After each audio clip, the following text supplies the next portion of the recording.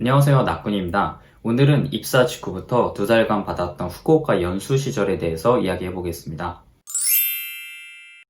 우선 저는 일본 유학이나 워홀 중에 입사를 한 게 아니고요. 한국 현지 채용을 진행한 기업에 입사했습니다. 한국대학교를 나왔어요. 그 회사의 본사가 후쿠오카에 있어서 첫 번째 연수 기간을 후쿠오카에서 보냈는데요. 사실 첫 시작부터 약간 문제가 있었습니다. 첫 번째 문제는 비자였습니다. 사실 이 회사가 외국인을 현지에서 채용한 게 처음이다 보니까 비자 신청까지 걸리는 시간이나 수속 절차를 모르고 있었던 거예요. 내정을 받은 게 6월이었는데 늑장을 부리다가 제가 입사할 때까지 비자 발급이 완료되지 않았던 거예요. 그래서 결국 저랑 같이 입사했던 동기 7명이 관광비자로 입국하게 됐고요. 처음 한 달 동안은 핸드폰도 개통할 수 없었고 은행 계좌도 개설할 수 없었습니다. 그리고 무비자로는 점포에서 일을 하면 안 됐기 때문에 가장 중요했던 점포 연수도 한 달이 연기가 되게 됐어요. 그래서 연수 기간이 2달이 돼버린 거예요. 일단 비자 자체는 한 달 뒤에 무사히 받았습니다. 그리고 월급도 제대로 받았고요. 회사 측에서 최대한 사과하고 성실하게 대책을 마련하는 모습을 보면서 화가 나지는 않았습니다. 그런데 조금씩 불안해지긴 했어요.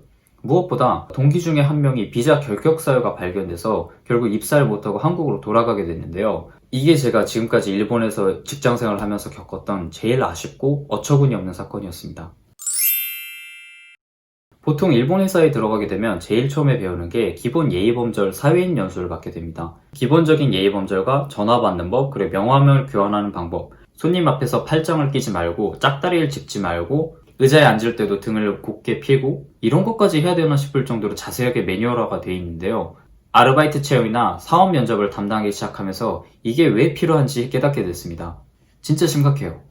그러니까 이런 연수 내용 자체에 불만이 있었던 건 아니에요. 문제는 연수 담당자였습니다.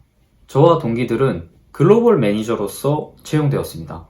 간단하게 설명을 드리면 국내 점포에서 기본적인 연수를 마치고 해외에 있는 지사로 출장을 가거나 아니면 아예 주재원으로 가서 그쪽에서 업무를 담당하는 거예요.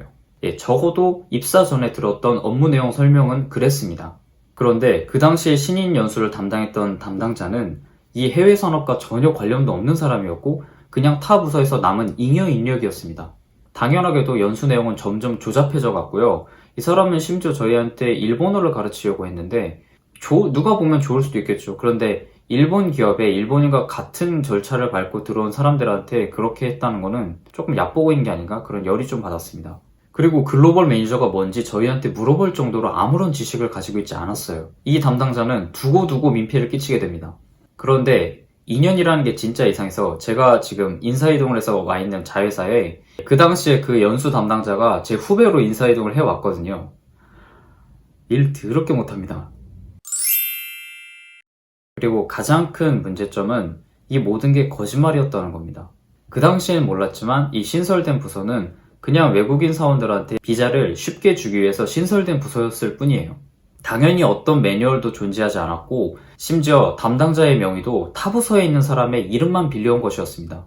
한마디로 글로벌 매니저와 그 캐리어 플랜 모든 것이 거짓말이었던 겁니다. 심지어 동기들과 제가 소속됐던 그룹은 국제 업무를 담당하는 것도 아니었습니다. 이 계획을 추진했던 한국의 현지 채용 담당자도 제가 입사 후 1년 뒤 돌연 퇴사해버렸습니다. 그 뒤에 현지 채용도 전부 중단되었고요. 그런데 웃기게도 이 부서는 아직도 남아있습니다. 물론 이 모든 게 의도한 것은 아니었어요. 하지만 결과적으로 모든 게 거짓말이 되어버렸습니다.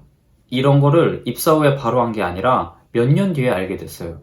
제가 방금 전에도 말했듯이 2년이라는 게 정말로 신기한데요. 당시에 한국에서 현지 채용할 때 면접관이었던 분 한 분이 지금 제 직속 상사가 되어 있습니다. 이분은 정말 좋은 분이라서 신세도 많이 졌는데요. 술이라도 같이 한잔 하러 가면 이 당시의 일로 제가 두고두고 상사를 놀리고 있습니다. 저는 2009년부터 지금까지 일기를 쓰고 있는데요. 영상을 준비하면서 그 당시의 일기를 꺼내보니까 5년 전에 저는 좀 화도 많이 나 있었지만 최대한 긍정적으로 문제를 해결하려고 노력하고 있더라고요. 그래서 5년 전에 저에게도 고맙다고 생각하고 있습니다. 오늘은 여기까지고요. 다음에는 반년 동안 진행됐던 오사카 연수 시절의 이야기를 해볼까 합니다. 오늘도 시청해주셔서 감사합니다.